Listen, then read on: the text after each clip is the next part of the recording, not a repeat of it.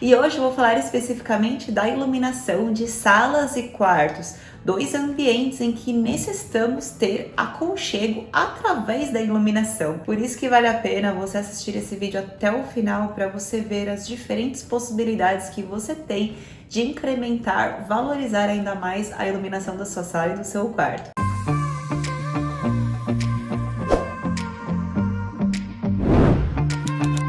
Oi pessoal, tudo bem? Sou Bruna Cesário, arquiteta, e nesse canal eu trago toda semana conteúdos de arquitetura, decoração, reforma, acabamentos de obras, soluções, novidades, curiosidades do mundo da arquitetura e decoração. Então, se você tiver interesse, já se inscreva e ative o sininho da notificação. Tem bastante novidades legais por aqui. E ative esse sininho, pessoal, porque senão você nunca será notificado quando eu trouxer uma novidade de vídeo por aqui. E o primeiro item vou falar da temperatura, que é medida em Kelvin, por uma letrinha K. Essa temperatura é dividida em 3, como você pode ver aí na tabela, temperatura mais quente, no meio a neutra e no final a fria, que é uma temperatura um pouco mais azulada. Cada ambiente necessita de ter uma temperatura diferente. Por exemplo, se você for num hospital, numa academia, numa escola, vai verificar que a luz é um pouquinho mais branca, onde necessitamos ter mais foco e concentração, ou até mesmo mantermos mais ativos. E essa iluminação mais fria,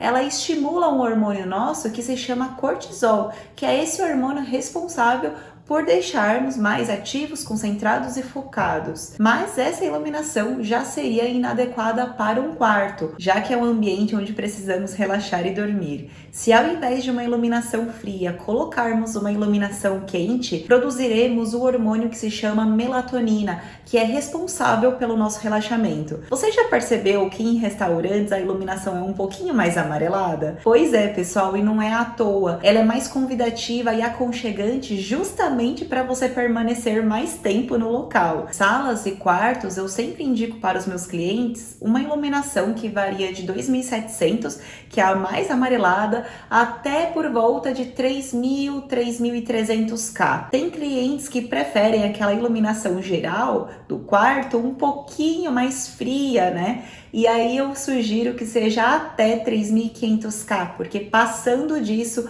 a luz já fica um pouco desconfortável. A não ser que seja, por exemplo, uma mesa de estudo em que você tem uma luminária de mesa específica para você estudar. Aí eu já indicaria 3.500 até 4.000K. Além de estar atento à temperatura, é essencial que você preste muita atenção no cálculo de lumens, ou seja, o fluxo luminoso. Lumens é a intensidade de iluminação de uma luminária. Iluminação em todas as direções, a intensidade. Quanto mais lumens tem uma lâmpada, mais forte e intensa ela é. E como que faz para você calcular a quantidade de lumens necessários para sua sala ou para o seu quarto? Por exemplo, se você tiver uma sala de 2 metros por 4 metros, você terá uma área de 8 metros quadrados. Tem uma tabela da NBR 5413 que traz a quantidade de lux médio de cada ambiente. Por exemplo, sala e quarto, o lux médio é mais ou menos 150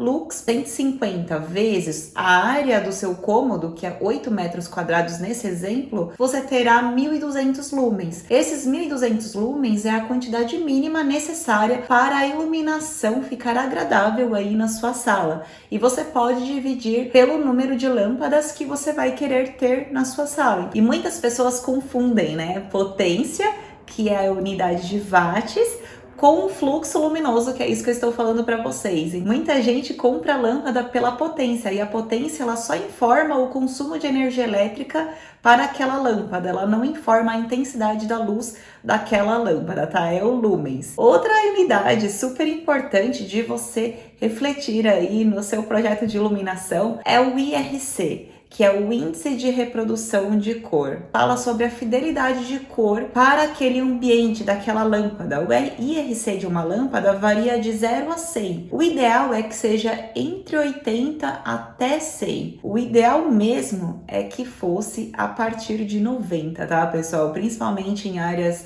onde você precisa ter ou uma reprodução de cor melhor, como por exemplo ali na sua cozinha, onde você precisa ver a qualidade dos alimentos, ver a cor real deles, é ideal que tenha um IRC nessa lâmpada acima de 90. A partir de 80 é bom, acima de 90 é o ideal. Por exemplo, se você tiver uma sala muito colorida, muitas texturas nas paredes, ou se tiver uma paleta de cores mais coloridas, eu com certeza indicaria um IRC acima de 90, tá? E agora que eu já falei sobre a temperatura de cor, da mais quente para mais fria, sobre lumens, que é a intensidade da lâmpada, e o IRC, que é a fidelidade da reprodução de cor de todos os objetos dos seus ambientes, vou falar um pouco sobre a iluminação geral e a iluminação decorativa. Qual que é a diferença dessas duas iluminações? A iluminação geral é aquele ponto central do seu ambiente. É aquela iluminação que já vem ali com um cabinho de alimentação, né, no meio do seu quarto, no meio da sua sala. A gente sempre tem aquele ponto central. Aquele ponto central é a iluminação geral, que eu indico 3000K na temperatura, até no máximo 3500, como eu falei para vocês, né? Agora a iluminação decorativa é aquela mais amarelada, que é por volta de 2700K. Pode ser numa fitinha de LED no armário, num spot de iluminação, aquela cena decorativa da sua sala ou do seu quarto, as dicróicas que podem ficar ali do lado da parede, toda essa iluminação secundária, que não é a iluminação geral. E agora eu vou dar dicas de alguns tipos de luminárias mais utilizados nos projetos de iluminação. A iniciar pela iluminação geral. A primeira delas é aquela iluminação de perfil em LED. Elas são bem interessantes porque possuem uma iluminação um pouco mais linear, porém uniforme, ilumina todo o ambiente.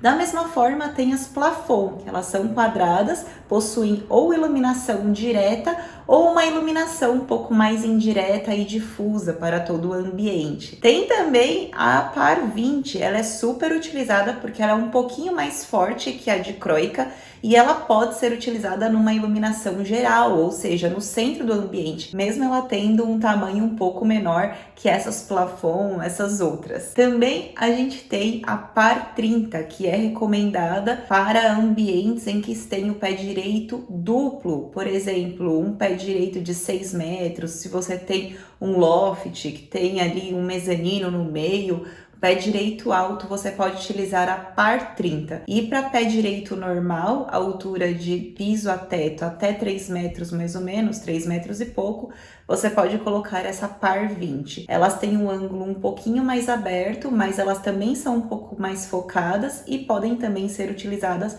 para iluminar uma parede com quadro, com texturas. Agora falando um pouco da iluminação de destaque, essa iluminação secundária, um pouco mais amarelada, tem várias opções também. A iniciar por aquela menorzinha que é a mini dicróica. A mini dicróica, ela tem um facho de luz um pouco mais fechadinho que a dicróica e ela é menorzinha, mas ela possui uma iluminação um pouquinho mais delicada, você que quer ter ali uma iluminação um pouquinho mais suave na sua parede. Agora, se você quiser ter uma um pouquinho mais forte, que tenha um ponto um pouco mais focal, é a dicróica, ela é super utilizada aí nos projetos de iluminação. Se você quiser ter uma iluminação um pouco mais forte ainda que a dicróica, a Par 20, como eu falei. Tem duas iluminações que elas possuem um facho um pouco mais fechadinho, que são a AR70 e a AR111. A AR70 é recomendada para pé direito normal, até 3 metros de altura. Já a AR111 é recomendado para pé direito duplo, que é um pouco mais forte, mais intensa,